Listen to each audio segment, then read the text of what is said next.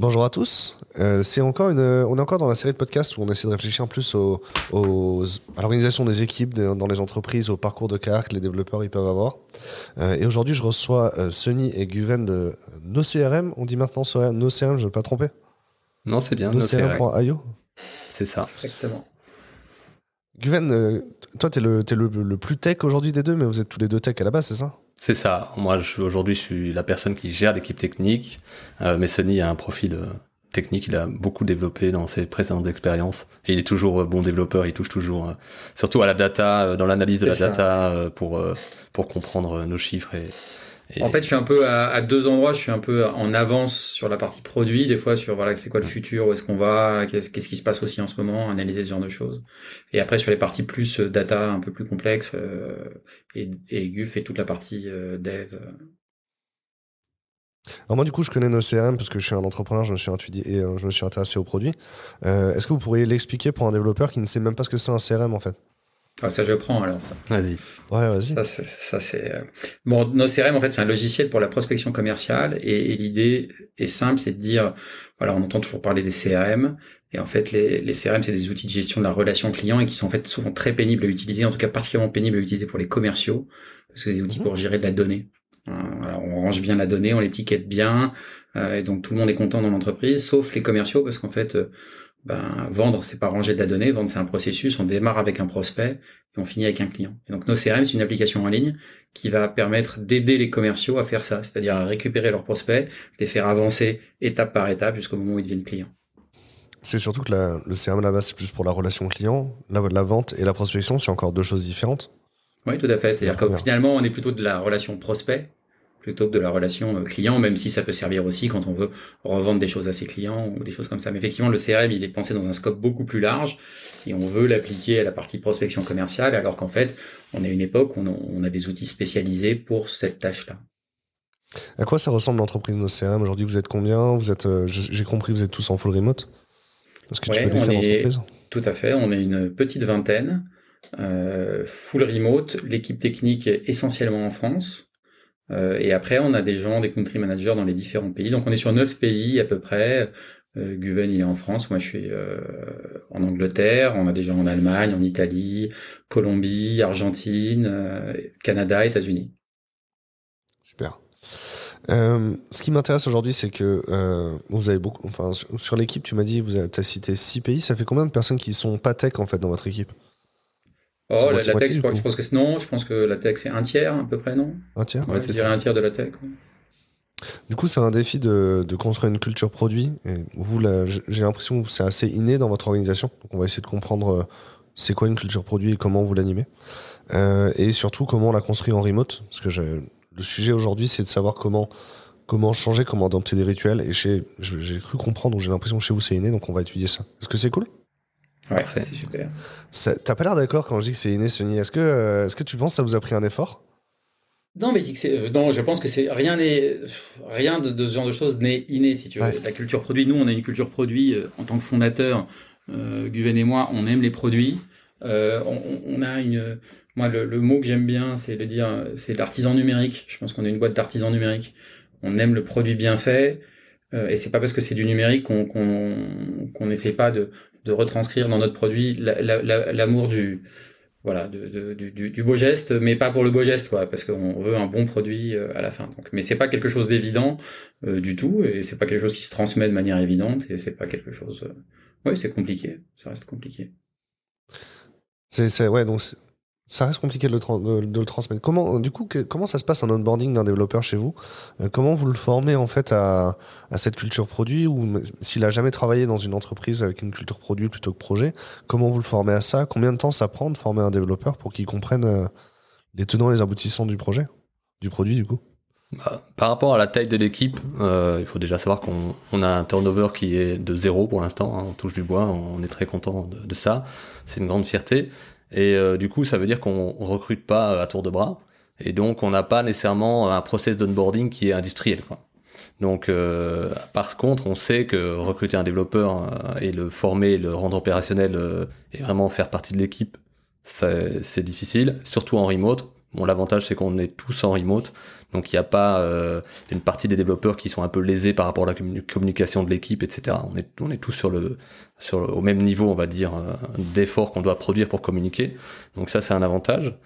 Et après, pour onboarder quelqu'un, on va dire, on a une espèce de rituel, de petite routine d'onboarding.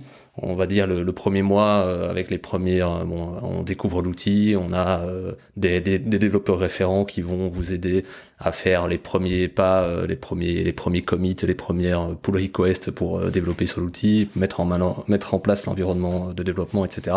Et après, on commence à monter en puissance. On va dire qu'après 6 mois, on est vraiment opérationnel et on fait partie de l'équipe comme quelqu'un d'autre, quoi. Il y a aussi des éléments, Vas-y. des éléments de culture de l'entreprise. C'est-à-dire qu'il y a la partie dev, mais il y a la partie communication interne. Tous nos outils de communication interne, ça dans l'entreprise, c'est très important parce qu'on est une boîte de full remote et on a des routines, par exemple, tu as des routines spécifiques qui sont un truc qui s'appelle les 3 goals a day où les gens vont indiquer des objectifs qu'ils ont à faire dans la journée. Et il y a aussi une petite présentation que j'aime bien passer aux gens qui indépendamment de leur poste finalement, qui est justement une présentation sur qui nous sommes. Voilà, qu'est-ce que c'est Udemy de CRM? Qu'est-ce que c'est que notre produit, à qui on s'adresse, à qui on ne s'adresse pas. Et ça, c'est important que tout le monde soit relativement au courant de l'objectif du produit, de l'idée de notre marque et de à qui on s'adresse. C'est intéressant. Du coup, il y a une forme de personnalité de la marque, vos valeurs de marque aussi. Ouais, tout à fait, ouais. Je pense que, y compris si tu veux dans ce que dit Guven dans On n'a pas de turnover et ce que je dis dans le artisan numérique, c'est qu'on est finalement une entreprise assez familiale. Ouais. Donc il y a une espèce de culture de l'entreprise familiale, avec malheureusement avec le Covid, on n'arrive plus à le faire, mais à faire des événements, tu vois, on se retrouve tous ensemble chaque année et on a beau être en remote, comme on est en full remote et que tout le monde est en remote. Il y a quand même un esprit d'entreprise qui se crée. Tu vois, là, par exemple, aujourd'hui, typiquement, tous les ans, on donne un pourcentage de notre chiffre d'affaires à des associations caritatives. Aujourd'hui, je viens de poster dans notre réseau social. Voilà, d'habitude, on donnait à ça comme association. Quelles sont les associations auxquelles vous voulez participer? Alors, je voudrais bien savoir après les logiciels que vous utilisez, mais tu as mentionné une cérémonie quotidienne, un trick of the day, tu as dit? Les 3 objectifs. Les 3 objectifs. Les 3 objectifs, 3 goals of the day, ok. Ouais. Et alors, à quoi ça consiste? C'est une espèce de daily asynchrone, c'est ça? C'est ça, clairement. Non, mais c'est ça. L'idée, c'est de prendre 5 minutes avant de commencer sa journée et de se poser la question, quels sont les 3 objectifs que j'aimerais atteindre, que j'aimerais avoir atteint à la fin de la journée. Et c'est pour essayer de donner du sens à son travail et aussi d'éviter de se laisser... On peut t'aider. Pardon ? Du coup, on peut t'aider. Voilà, exactement. Il y a ça dans la partie communiquée de la partie de le mettre en public comme ça et d'annoncer ces 3 goals a day. Ça permet à chacun de savoir qui bosse sur quoi et puis ça permet aussi de pouvoir s'entraider. Voilà, parce que telle personne va vouloir, par exemple, un commercial va travailler sur un prospect. Il y a une autre personne qui a déjà peut-être au support aidé ce prospect à créer son compte, etc. On peut communiquer ensemble. Pour les textes, c'est pareil, etc. Mais l'idée, c'est de sortir un petit peu de la routine où on fait des choses parce qu'il y a des choses à faire et de se dire quels sont les 3 goals. C'est vraiment les objectifs, c'est qu'est-ce qui va faire en sorte que ma journée elle sera impactante et elle va avoir un vrai intérêt. Ça peut être des 3 tâches qui durent 5 minutes chacune. Ça va être corriger un tout petit bug là-bas qui traîne depuis 6 mois. Ça va être appeler un prospect ou un client qu'on laisse traîner depuis 2 mois, etc. Voilà, c'est les 3 objectifs de la journée. Est-ce que c'est parce que j'ai l'impression, j'imagine si je veux implémenter ce rituel dans mon entreprise demain, il y a de nombreuses façons de mal le faire. Est-ce que vous avez des conseils ou j'ai envie de dire insight en anglais, mais c'est quoi les clés en fait pour l'implémenter correctement chez nous? Le principe, c'est que les gens disent pas faire du support, rappeler mes prospects ou développer. Voilà, bon, ça n'a pas grand intérêt parce que c'est ton métier.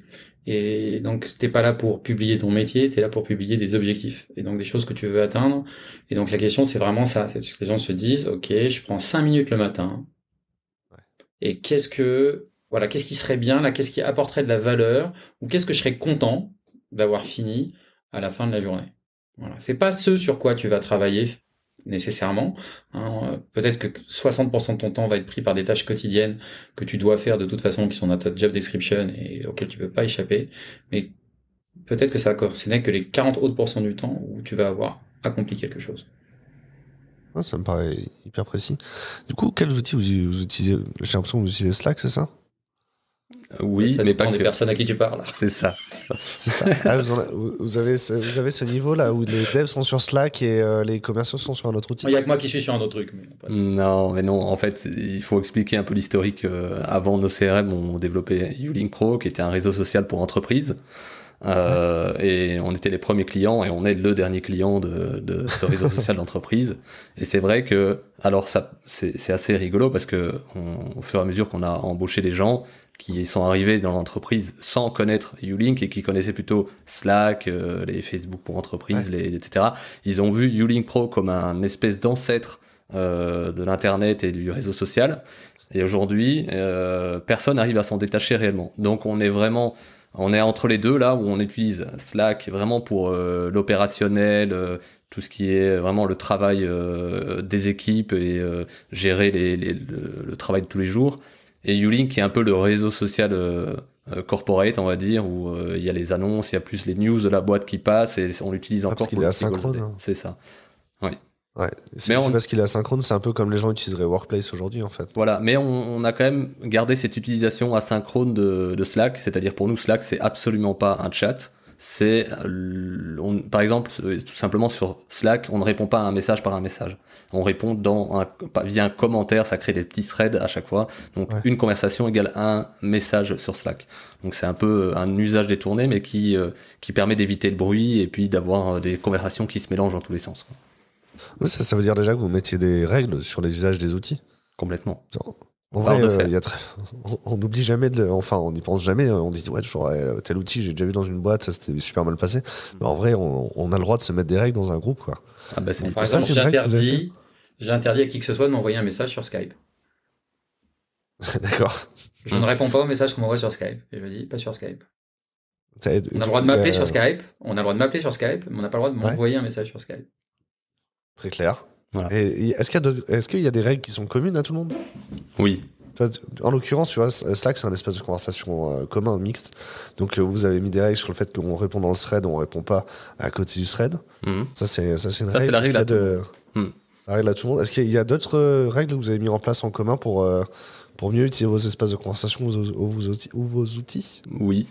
La mention vaut une réaction. Quand vous êtes dans un open space et quelqu'un vous interpelle, vous répondez, même si vous êtes occupé, vous faites un signe de la tête ou quoi que ce soit. Quand quelqu'un vous mentionne sur un réseau, vous faites un like, vous mettez un emoji, faites un commentaire, quelque chose, mais c'est pour moi c'est une espèce de politesse numérique. On vous mentionne, au moins vous avez le petit like ou le petit emoji en réponse pour dire voilà, j'ai vu, je m'en occupe, je gère, je suis occupé, ce que vous voulez. Voilà, ça c'est une règle aussi. Compte comme vue. C'est ça. Le like compte comme vue. Ça me paraît hyper clair, ok, c'est cool. Pourquoi le remote? Est-ce que c'était acquis dès le début? Est-ce que c'est venu au fur et à mesure? C'est venu au fur et à mesure pour des besoins, des volontés plutôt personnelles. C'est-à-dire qu'à un moment donné, on était assez peu nombreux. Au début de l'aventure No CRM, on était très peu nombreux dans l'entreprise. On était 3 sur Paris et Stéphanie aux US. Et on avait chacun des envies d'ailleurs. Guven voulait aller à Fontainebleau, Marianne à l'étranger. Donc on s'est dit, bon, bah, c'est le moment, passons en remote, on se verra un petit peu à Paris, dans mon appartement. À l'époque, j'avais un grand appartement à Paris qui servait de bureau, et voilà. Donc on est parti sur un mode comme ça, remote, mais avec des moments quand même où on se voyait sur Paris. Du coup, les gens que vous avez recrutés après, forcément, ils étaient en remote. Vous avez recruté des gens, peu importe où ils étaient, quoi. Alors l'équipe, ouais. Après l'équipe tech, on recrute principalement en France, surtout des développeurs francophones. Et l'équipe tech, c'est un peu l'exception de la boîte. À part Stéphanie qui est aux États-Unis, toute l'équipe tech est en France. Et on essaie de se regrouper une fois tous les 6 semaines, 2 mois, 2-3 jours quelque part pour bosser ensemble. Toutes les 6 semaines, 2 mois, c'est vachement rapproché, finalement. Je pensais que, en général, on cherche plutôt tous les 2 ans. 6 semaines, 2 mois, Tous pourquoi les vous avez 2 ans. choisi cette temporalité? Non, tous les 6 mois ou 2 ans, ouais. 2 fois par an. Euh, Pourquoi vous avez choisi cette temporalité-là? Bon, d'abord, ça vient du fait qu'on avait les bureaux, enfin l'appartement bureau à Paris, qui était un point de ralliement un peu Rencontre. facile, voilà. Puis c'est important de se voir parce que même si on est full remote et que tout le monde profite à une qualité de vie supérieure, etc., c'est important de se voir. On est en France, on a des transports en commun, des avions, des trains, c'est assez facile de se déplacer, d'aller à Paris. On en profite et ce qui permet d'avoir à la fois la qualité de vie et puis quand on a besoin de se voir, c'est hyper important. De toute façon, Sony parlait tout à l'heure on discutait tout à l'heure d'une personne avec qui on avait bossé aux États-Unis et avec qui, c'est vrai que la culture étant différente, on avait un rapport qui n'était pas tout à fait le même qu'avec les autres. C'est pas nécessairement facile de travailler avec cette personne, et on l'a rencontré lors d'un séminaire, je crois que c'était à Madrid, après plusieurs mois, et on a complètement découvert une autre personne. Ouais. Et en fait, ça, c'est quelque chose qu'on n'arrivera jamais à faire autrement qu'en rencontrant les gens pour du vrai, en passant du temps avec eux, que ce soit pour bosser, puis aussi aller déjeuner, boire une bière ou un café. Voilà, ça c'est Oui, hyper puis important. t'as des moments, la convivialité c'est très important, puis t'as des moments où aussi le travail physiquement dans les mêmes pièces, les idées fusent plus vite, quand t'as des lancements à faire, tu peux gérer, organiser les choses un peu plus facilement, Ouais. c'est quand même plus simple. C'est quand même plus C'est simple. la donc, salle de crise. C'est ça. Ouais, tout à fait, ouais. La task force. Ouais. La task force. Donc, du coup, le remote, ça implique pas qu'on se voit plus, du coup. Non. Enfin, on se voit moins, forcément, mais après, nous, on a une politique aussi, parce qu'on parlait des règles, la règle webcam activée, quoi. Ça, c'est Ouais. c'est obligatoire, hein. C'est sûr, hein, le métalangage, voir si la personne sourit, si elle est bien, si elle est motivée, s'il y a quelque chose qui va pas, etc. C'est la webcam, c'est obligatoire, c'est sûr. Donc on se voit quand même. Et on se voit tous C'est les mon jours. corps, là, c'est pas Oui. webcam en permanence. Ah non, bien sûr, on n'est pas... C'est ça. Oui. Il y a un tableau, on voit tout le monde en permanence. Non, c'est quand t'appelles quelqu'un pour discuter d'un problème, c'est pas juste avec le son, c'est avec la vidéo. C'est ça, voilà. Le langage non verbal est important, hein. Mm.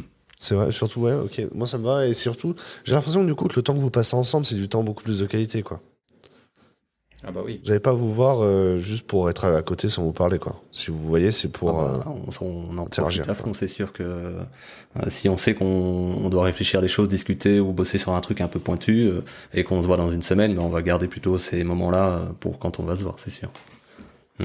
Ok, d'où l'intérêt d'avoir une périodicité qui est assez rapprochée. Ça permet de remettre certains sujets au moment où on sera ensemble, quoi. C'est ça. Exactement. Comment on garde l'équipe tech engagée? Comment on mesure déjà l'engagement d'un développeur, en fait, dans une culture produit? Ça, c'est une question difficile. Moi, je pense que la réponse la plus évidente, c'est en faisant travailler les développeurs sur des choses qui ont de l'impact dans la croissance de l'entreprise. Et en montrant et en rappelant que ces développeurs ont fait des choses, voilà, qui avaient un impact, voilà, donnant du sens au travail et en forçant les gens, en essayant de leur inculquer cette idée de se dire, voilà, il faut qu'ils travaillent. Quand on est développeur, on peut faire beaucoup de choses qui ne servent à rien. On peut retravailler du code, le réécrire, on peut développer aussi des fonctionnalités qui sont inutiles, refactorer. Alors je dis pas que c'est inutile, je dis pas qu'écrire des tests c'est inutile, je dis pas que refactorer c'est inutile, optimiser c'est inutile, loin de là. Mais par contre on peut travailler dans le vide, en rond comme ça, c'est un peu comme le développeur qui crée un produit et qui ne le sort jamais parce qu'il est jamais parfait, quoi. C'est un peu la même chose. On peut tourner en rond et là je tourne en rond dans ma réponse aussi. Non mais en fait je pense que c'est important aussi, tu vois, de donner des visions court terme et un peu plus long terme, c'est-à-dire dire ok, là sur les 6 prochains mois, voilà la direction de l'entreprise, voilà le sujet de focus de l'entreprise. Donc là, on est focus sur la release d'une nouvelle édition. Donc toute la boîte va se concentrer là-dessus. Là, on va être focus sur de l'acquisition. Et ben toute la boîte, y compris les développeurs, vont être focus là-dedans. Donc il y a des périodes, souvent des périodes d'avancée où on essaye d'amener, délivrer quelque chose de nouveau. Puis après des périodes qui sont plus des périodes où on va restabiliser, retravailler, refaire un peu de marketing. Comme on est une petite équipe, c'est un peu tournant aussi sur les efforts. Donc il y a cette idée de savoir pourquoi, c'est ce que dit Guv dans l'idée de la roue de hamster, de pas faire des choses parce qu'on fait les choses, quoi. Pourquoi? Mais ce qui est la même chose dans notre routine des 3 goals a day, la question en fait, c'est pourquoi, tu vois, tout le temps, pourquoi? Pourquoi tu fais les choses? Pourquoi tu fais ce développement? Pourquoi tu as écrit cet email? Pourquoi? Et du coup, j'imagine, tu parlais de la transparence sur le chiffre d'affaires tout à l'heure, de communiquer le pourcentage qui est communiqué. Il y a une culture de la transparence autour des chiffres, du coup, des KPI. On a un tableau commun auquel tout le monde a accès sur l'active, ce qu'on appelle notre admin, quoi, où on a des tableaux de revenus, de nombre de clients, et ça c'est accessible à tout le monde, hein, à tous les employés, donc ils ont accès, en tout cas aux chiffres métiers. Ouais, sur les chiffres métiers, il y a une pratique de la transparence. Après, on n'est pas du tout une entreprise qui se veut totalement transparente. Tu vois, il y a des entreprises où tous les dossiers, tout le monde peut accéder à tous les dossiers, tout le monde. Ouais. Bon, ça c'est pas c'est pas ma tasse de thé, quoi. Je suis pas pour. On n'a pas une approche radicale de la transparence. Par contre, ouais, il faut que les gens aient accès aux chiffres. On cache pas les mauvaises nouvelles. Si un KPI que tu communiques, ça devient un objectif de l'améliorer. Du coup, c'est quoi les KPI qui sont importants et que tu mets en avant régulièrement auprès de l'équipe? Alors, c'est surtout alors, il faudra que Guv parle un peu plus pour les KPI des développeurs, parce que les KPI qu'on voit, c'est surtout des KPI, non, mais c'est des KPI business qu'on voit. Ouais. Donc, c'est le nombre de clients, le taux de transfo, le nombre d'inscrits la veille. C'est vraiment des KPI business SaaS, quoi. Et après, Guv, lui, il a des KPI plus spécifiques pour les développeurs, ça, je te laisse. Ils sont toujours un peu orientés business, hein, les KPI de la tech. Après, ça dépend vraiment des cycles. Comme tout à l'heure disait Sony, des fois, on va travailler sur la release d'une nouvelle édition avec des nouvelles fonctionnalités, etc. Après, on va passer plus sur un cycle d'optimisation, ensuite un cycle d'acquisition, plus mettre l'équipe de dev au service de l'acquisition, du marketing. Donc, les KPI changent. Là, les KPI actuels de l'équipe tech, là on est dans un cycle optimisation, update, mise à jour, voilà, donc on est sur plus des KPI liés à la performance de l'outil, vraiment voilà, la rapidité de l'outil, la stabilité, c'est ça. Ok. Ouais, typiquement, le nombre de requêtes lentes par jour, ça c'est quelque chose qui est très regardé, quoi. Ouais. Tu vois. Ouais, on a dans l'équipe tech, on a une routine de monitoring et chaque jour, la personne qui est qui est en charge du monitoring est différente. Que vous soyez un développeur junior, même un intégrateur ou un développeur back-end qui est là depuis 3 ans, tout le monde y va. Il y a une espèce de petite checklist qui permet à tout le monde de suivre un petit peu la checklist pour voir un petit peu si des graphes, des chiffres sont trop hauts, pas assez hauts, etc. Et de lancer des alertes. Et ça sensibilise vachement les développeurs à comprendre, voilà, l'usage quelles sont les parties de l'application qui sont un peu fragiles, qui sont les plus mises à l'épreuve. Et chaque développeur va comme ça être de plus en plus sensibilisé, aux contraintes. Ouais, mais tu parlais de la culture produit, tu vois. Ça fait exactement partie de la culture produit. Et il y a une autre chose aussi qui fait partie de la culture produit, c'est que chaque développeur, un jour par semaine, c'est lui qui est de soutien au support client. Donc, le support. Et ça lui permet de voir quel problème les problèmes dans la vie des clients, c'est ça. Ouais. Les petits problèmes qui finalement sont les plus importants, c'est à la fin on développe un outil pour des clients et ce sont des personnes, des humains qui sont derrière des ordinateurs et qui s'énervent sur un bouton qui marche pas ou qui sont obligés d'actualiser une page à un moment, etc. Et le développeur souvent il est hyper loin de cette réalité là, quoi. Et le fait d'être une journée au support en backup, hein, c'est pas le tech qui va répondre à tous les tickets, mais qui est là pour répondre à tout ce qui est un peu technique. Ça permet de se rendre compte de tous les petits problèmes. Là, quand vous m'avez parlé d'une nouvelle release, c'est une release qui vient d'être finie ou qui va arriver? Donc on a fini en juillet dernier. Enfin, du coup, qu'est-ce qui vous a motivé à faire une nouvelle version? C'est améliorer le NPS, c'est améliorer les KPI métiers, monter le prix, c'est améliorer le prix. Non, mais c'est ok. Non, mais uniquement plus parce de que features, un meilleur prix. Ouais, tout à fait. Ouais. C'est un moment qu'on n'ait pas monté nos prix et finalement l'application, une petite application simple est devenue une application simple mais très performante et assez riche en termes de profondeur fonctionnelle. Finalement, même si ce qu'on présente toujours, l'idée c'est toujours de présenter une première approche au commercial qui est très facile à prendre en main, parce que on veut que ça reste notre signature, une appli facile à prendre en main et tout le temps. Et ça, c'est une des complexités aussi d'ailleurs dans la notion de produit, c'est qu'on veut garder ça parce que c'est notre marque de fabrique. Et donc c'est un vrai problème quand on rajoute des fonctionnalités. Mais là donc on rajoutait des fonctionnalités qui nous permettaient d'aller chercher une nouvelle gamme de prix. Et ça a très bien marché parce que non seulement les nouveaux clients sont très nombreux à choisir cette offre, qui est l'offre Dream Team, mais on a aussi upgradé beaucoup de nos anciens clients vers cette offre-là. Et ça, les développeurs, ils l'ont en tête quand ils font la release? Ah bah tout le monde est au courant, c'est-à-dire tout le monde est là pour le coup les KPI de faire ça. On avait des objectifs hyper précis lors du lancement de cette nouvelle édition où on savait qu'on voulait un certain pourcentage de nos clients basculent sur la nouvelle offre et on avait modifié un peu notre dashboard d'admin dont on parlait tout à l'heure avec les chiffres, etc.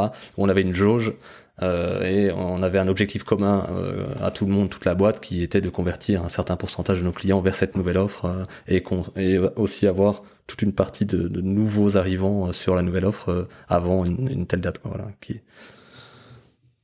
Ça me fait penser à une autre question, en fait, la roadmap produit au final, enfin les features du coup qu'il y avait dans ce load release, vous les avez construits comment? Est-ce que si demain, issu du support, il y a une feature request qui émerge, comment elle est formalisée? Est-ce que c'est les développeurs qui font la roadmap produit ou est-ce que vous avez une personne qui est externe à l'équipe dev qui s'en occupe, genre quelqu'un comme un product manager ou un PO? Quelqu'un comme moi. Quelqu'un comme toi, le CEO directement fait les features. Mais typiquement, Sony, si toi t'as une feature request, t'as le droit d'aller la rajouter dans le GitHub ou dans l'outil qui vous sert à gérer les issues. D'abord, les feature requests, c'est entre Guven et moi. Et la première réponse, c'est non. D'abord. C'est ça, on dit toujours non. D'abord, c'est non. D'abord, on commence par non. Tu veux une feature? Non. Ensuite, on dit pourquoi tu veux une feature. Éventuellement, c'est quoi ton problème? Avant de me décrire la feature que tu veux, explique-moi ton problème métier. Et là, si ton problème métier, si ce que tu racontes, ça fait du sens, et que c'est pas délirant de l'intégrer dans notre application, alors on passe à peut-être. Tu vois ce que je veux dire? À peut-être qu'on va développer cette feature. Non, on est assez barre de fer sur les fonctionnalités. On a des API, on est très no-code, on a beaucoup poussé le no-code. Donc la question, c'est de savoir, est-ce que la feature, elle doit rentrer dans le produit ou est-ce qu'elle doit être externe via d'autres outils, via des connexions, via ce genre de choses. Donc, mais on n'a pas une roadmap précise, on est assez court en termes de temps, on a des idées de ce qu'on veut faire, des choses qu'on aimerait faire, qu'on laisse mûrir, on réfléchit, et après on se dit, voilà, est-ce que ça vaut le coup, ou est-ce que ça vaut pas le coup, mais on n'a pas une liste dans GitHub de choses qu'il va falloir développer à la suite. On a des listes de choses à régler, on a toujours un stock de petites choses sur lesquelles on peut piocher, parce qu'ils sont validés, on va dire, mais sur les gros vrais... on discute et on essaie de pas trop rajouter. Parce que, à nouveau, ce qu'on dit, c'est qu'une application pour les commerciaux, c'est une application qui doit être facile à utiliser. Le travail d'un commercial, il est assez simple. Il a des prospects, il doit les qualifier. Ensuite, il doit les rappeler. Il doit savoir quand il doit les rappeler, ce qu'il avait dit la fois d'avant et où est-ce qu'il va. Et ce qu'il veut, c'est que ça lui prenne le moins de temps possible de gérer toutes ces choses-là. Donc, il faut pas se méfier. Quand tu rajoutes des features, tu construis une espèce de tour de Babel où le truc il devient infernal et inutilisable. Et nous, on veut surtout pas ça. Donc, il faut faire très attention quand on rajouter une feature, c'est pas améliorer une application. Rajouter une feature, ça peut être rendre une application moins utile et moins efficace. Et nous, on veut pas cocher des cases en disant oui, on sait faire ça, on sait faire ça, on fait faire ça. Nous, on veut dire que quelqu'un qui nous utilise, à la fin, il va closer plus de deals parce que l'application, c'est une bonne application pour un commercial. Surtout dans le domaine dans lequel on est, on s'appelle nos CRM, on est l'anti-CRM, on fait la prospection commerciale, mais on a quand même CRM dans le nom et on va avoir des clients qui ont une idée préconçue de ce que c'est et qui s'attendent à voir la facturation, l'invoicing, enfin c'est la même chose, les devis, les factures, pardon, d'avoir la VOIP, etc. dans l'outil. Si on développe tout ce que les clients s'attendent à voir, on devient un CRM, alors que nous, notre force, c'est justement, comme disait Sony, c'est de se concentrer sur la partie prospection, de faire les choses super efficacement et de se connecter aux outils qui permettent d'avoir une suite complète en choisissant le meilleur de chaque domaine, quoi, finalement. C'est jamais arrivé en termes de management en termes de product management, que vous développez une feature et que au fur et à mesure que votre clientèle et vos utilisateurs changent, vous vous rendez compte que la feature elle est mal conçue par rapport à cette clientèle-là. C'est-à-dire que vous l'aviez bien conçu par rapport aux gens qui l'utilisaient il y a un an, mais puis maintenant, les gens qui utilisent votre logiciel, il a changé. Vous dites, mais en fait, effectivement, maintenant qu'on voit les utilisateurs, ils ont mis 40 lignes, alors qu'en fait, on avait prévu que 10 à cet endroit-là.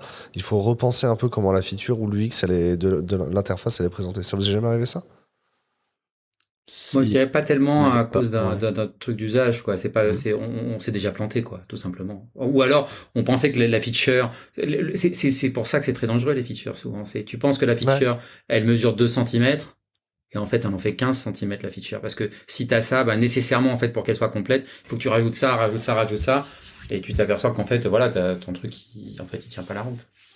Peut-être ce qui est intéressant, parce que c'est peut-être pas vraiment dans une fonctionnalité, mais on a sorti une V2, c'était en 2018, où on a vraiment repensé toute l'interface du produit, on a fait un outil beaucoup plus rapide, on a sorti des nouvelles fonctionnalités, etc. Tous nos clients existants étaient super contents. Et en fait, on s'est rendu compte quelques mois après qu'on avait oublié tous les nouveaux, quoi. Et tout ce qui faisait la simplicité de nos CRM, l'onboarding, quelle est la perception de l'outil quand on est nouveau sur l'application. On arrive, on doit voir les fonctionnalités de base, la promesse que va délivrer nos CRM, le service qu'il va rendre, etc. Et c'est plutôt ce genre de choses ça c'était un fail, on s'en est rendu compte, on a corrigé le truc, mais c'est ce qui peut arriver aussi, c'est ça quand on développe des fonctionnalités sur l'outil. Et à nouveau, c'est ce qui nous remet, tu vois, quand je te disais qui on est au tout début, de faire une présentation aux gens qui on est, parce que c'est important, tu vois. On n'est pas une suite de fonctionnalités.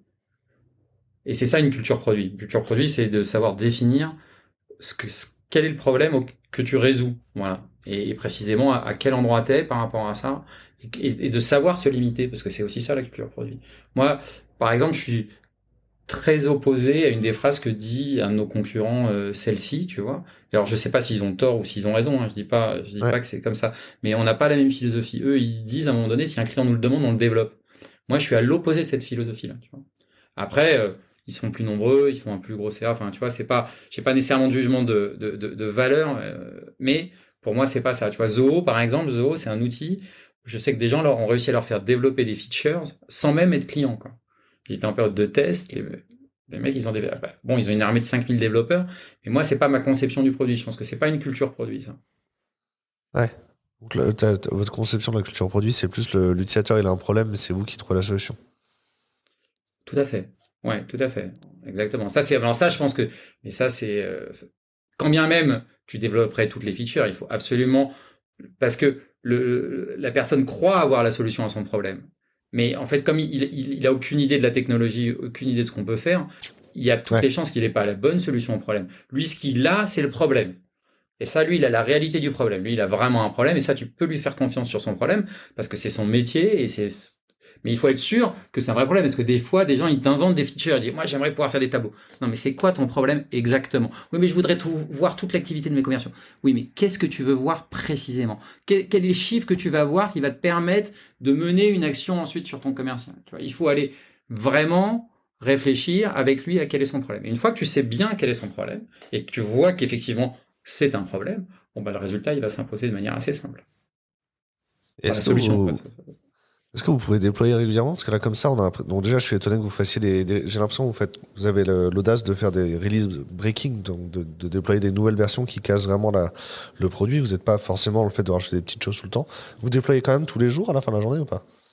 Bon, alors, l'exemple de la release de la V2 dont je parlais tout à l'heure, c'est pas un exemple qui se répète souvent.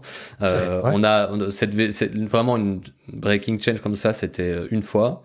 Après, on a des grosses releases, comme on parlait de la release de la Dream Team Edition, qui a vraiment amené vraiment un nouveau pan de fonctionnalité et d'intégration. Mais après, on est hyper souple dans la release, quoi. Enfin, c'est-à-dire on déploie tous les jours. On peut deploy dès qu'on a besoin. Enfin, c'est quoi l'environnement technique du coup? On développe sur Ruby on Rails. Ah, c'est pour ça, quand vous avez dit Active, c'est Active Admin, non? C'est ça, on a un Active Admin, c'est ça, pour l'admin.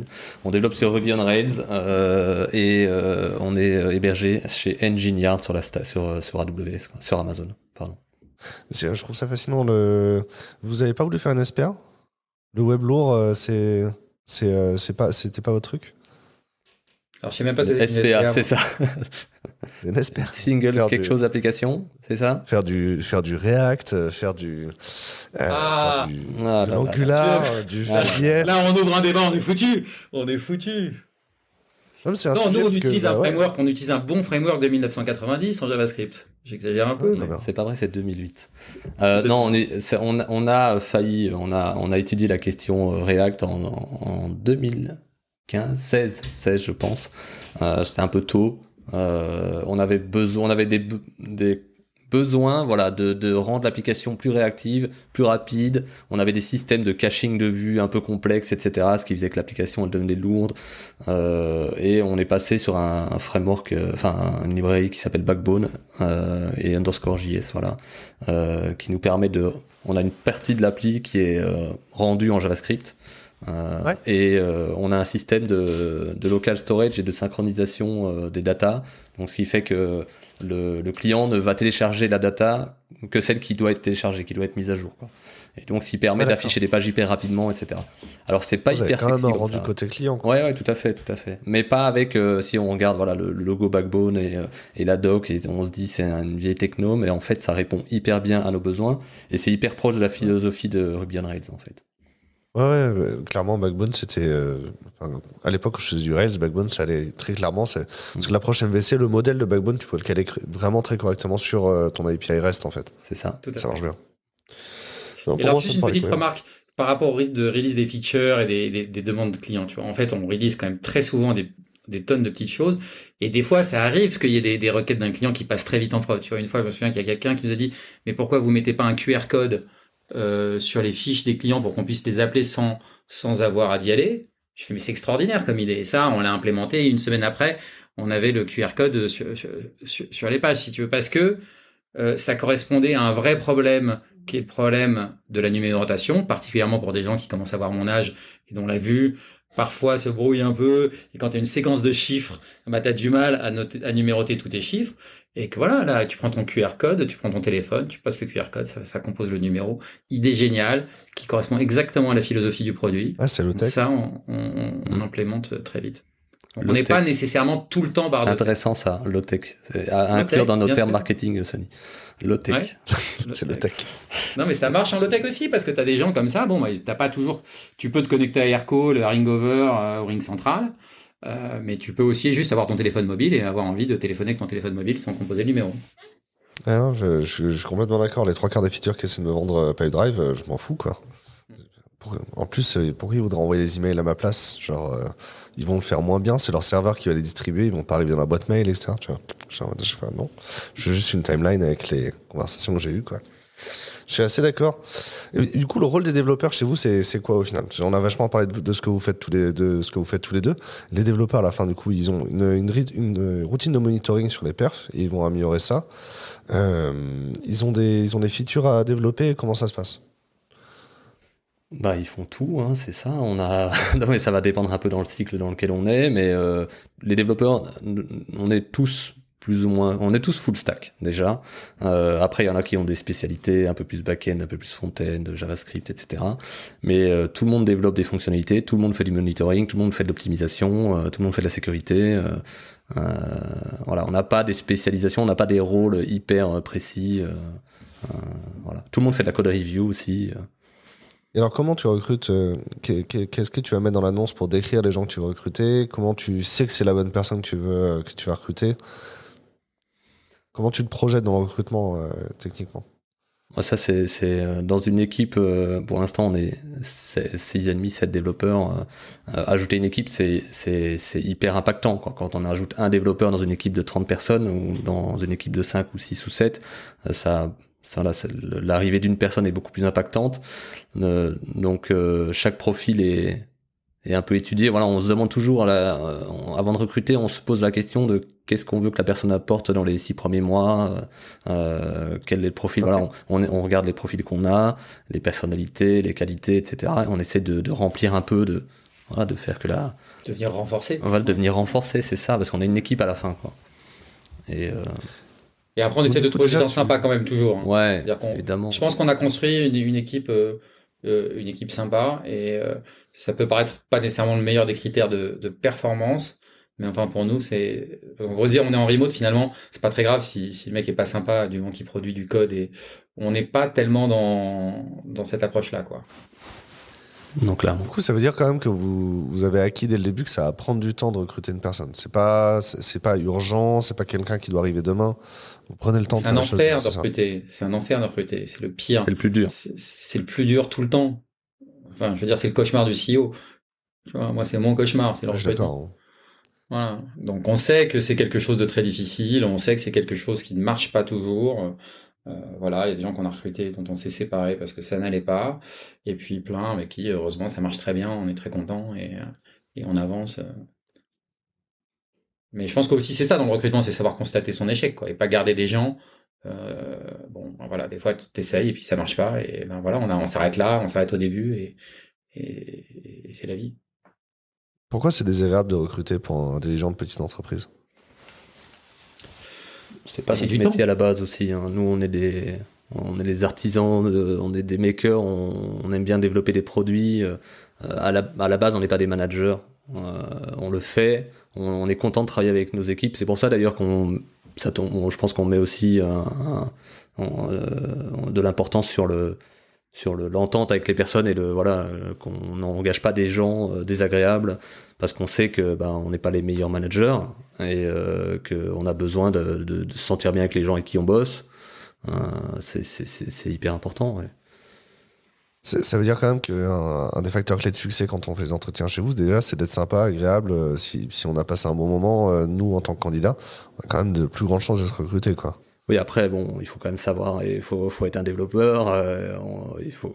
Bon, non, mais on est sympa, mais c'est ça, on a quand même... Ça, c'est un facteur, bien sûr. Si on est excusez-moi le mot, mais si on est un sombre connard, on part avec un très très gros désavantage. Mais voilà, il faut quand même savoir coder, il faut savoir réfléchir, faut être motivé, il faut être intéressé. Voilà, on ne va pas trouver le meilleur développeur du monde avec toutes les qualités, etc. Vous faites des tests techniques? Est-ce qu'il y a une série d'entretiens à faire? Vous avez un process qui est défini ou pas? On a défini quelque chose, c'est assez récent, bon, ça fait 1 an, le dernier cycle de recrutement qu'on a eu. On a écrit des petits tests techniques, on a fait des entretiens différents, plus rencontres avec l'équipe, les entretiens un peu plus techniques, et on a écrit notre roadmap d'onboarding.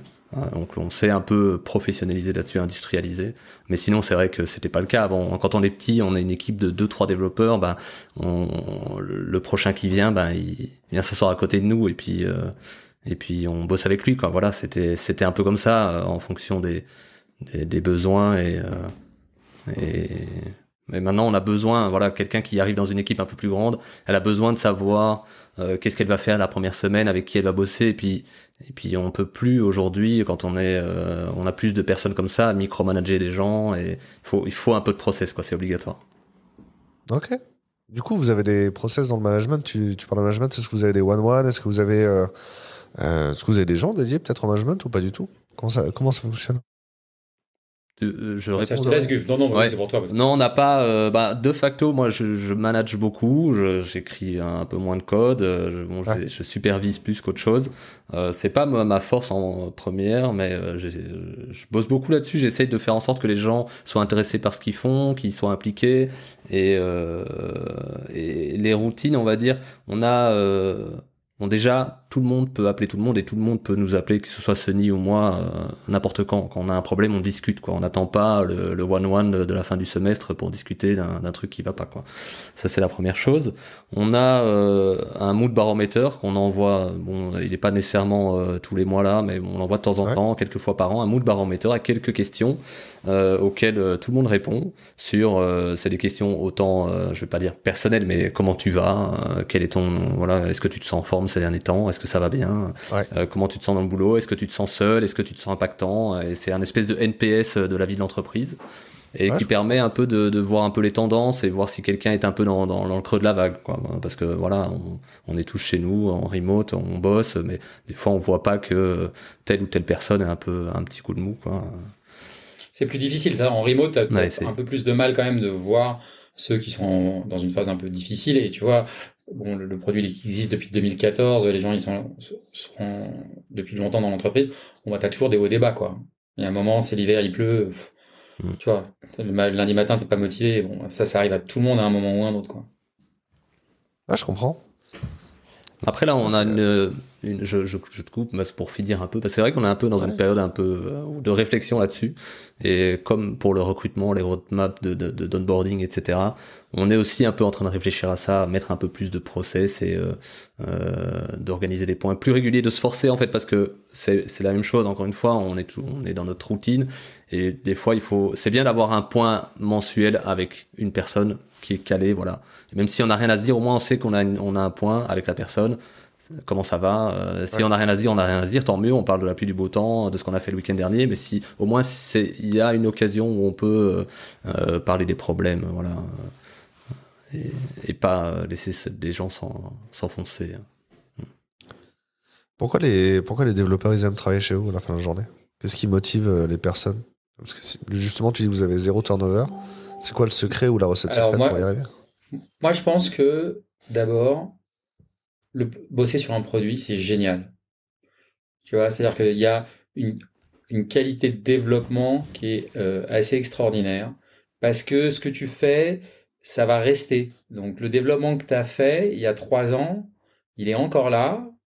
Et si tu l'as mal fait il y a 3 ans, tu vois le problème. Ensuite, on a quand même de plus en plus de clients, donc on a de la charge.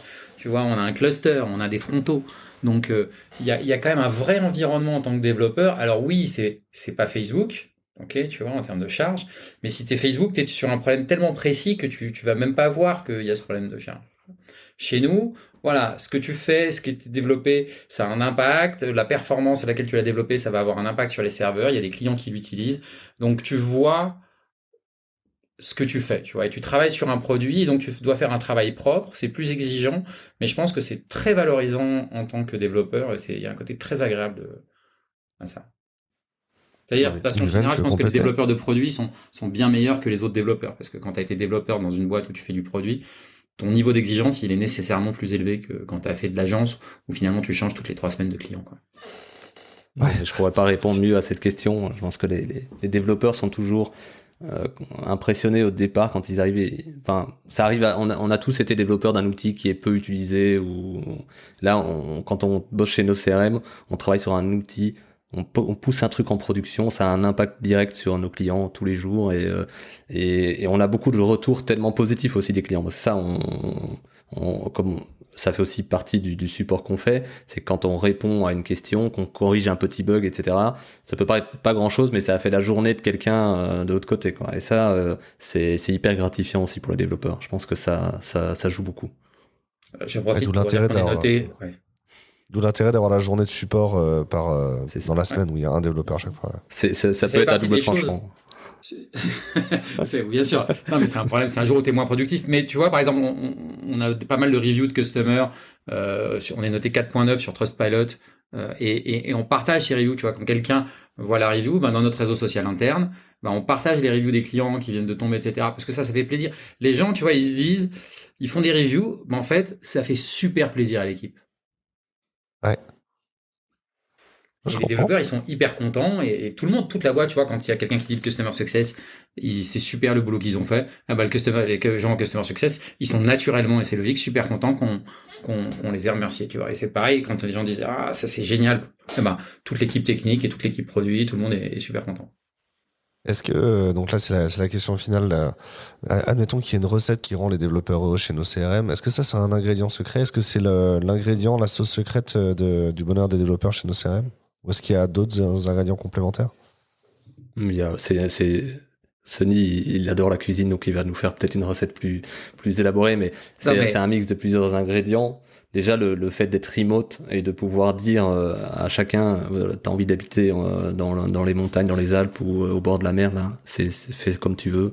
On donne aussi une certaine flexibilité. Bon, on travaille un peu aux horaires de bureau et on travaille pas en asynchrone, mais si tu dois aller chercher tes enfants à la sortie de l'école, vas-y. Et ça, on n'y pense pas, mais c'est hyper important. Voilà, on s'en rend pas compte en fait de cet ingrédient. On est assez exigeant avec nos développeurs, mais en même temps, on est très cool avec.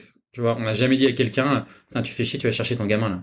Tu vois, ou si quelqu'un est malade, il est malade. Enfin, tu vois, il n'y a pas de problème. On a un développeur qui part 4 mois en congé paternité. Bon, je vais pas dire que je débouche une bouteille de champagne en disant c'est extraordinaire, il part en congé paternité, tu vois. Mais il y a évidemment aucun problème et il peut partir en congé paternité et personne lui en veut de partir en congé paternité. C'est un peu, vous avez vu Kung Fu Panda, tu vois. Dans Kung Fu Panda, ils disent il y a la secret sauce. Mais la secret sauce, c'est qu'il n'y a pas de secret sauce. Et c'est ça, je pense que c'est un ensemble de choses, de comportements et qui font que je pense que c'est très sympa de bosser chez nous. C'est très clair pour moi. Merci beaucoup. Est-ce que vous avez un mot de la fin, une tribune, un message? Je vous ai pas laissé la place, vous voulez le placer? Ah ben on va recruter bientôt, alors c'est vrai. N'hésitez pas à regarder parce que on va réouvrir du poste en dev, mais pas que en dev, donc à mon avis dès janvier, donc stay tuned avec mon bon anglais. Stay tuned. C'est le trigo. International company. You want to join an international company? Stay tuned. Do you speak Globish English? Yes. I speak Wall Street English. Et Guven, du coup, t'as un mot aussi pour conclure? T'as un message? Non, j'ai pas vraiment de message, si ce n'est merci pour l'invitation. C'était vraiment sympathique de discuter de tout ça. Et puis venez faire un tour sur nocrm.io et stay tuned pour les offres d'emploi aussi parce qu'elles arrivent, en effet. En tout cas, c'est cool. Des offres d'emploi qui sont en full remote, en plus, c'est un marché parallèle, hein, quasiment. C'est le marché noir de l'emploi des développeurs. Pour ceux qui nous écoutent, merci beaucoup d'avoir écouté ce podcast encore. Je suis content qu'on puisse republier des podcasts sur la saison hivernale. Pensez à répondre à l'enquête. C'est parce qu'il y a eu plusieurs centaines de répondants sur l'enquête que j'ai pu écrire des nouvelles questions. Et écrire des nouvelles questions, ça me donne envie de rencontrer des nouveaux invités. Donc, sans réponse à l'enquête, je n'enregistre pas de podcast. J'ai besoin de ça. Merci beaucoup. À bientôt. Au revoir. Merci, au revoir. Au revoir.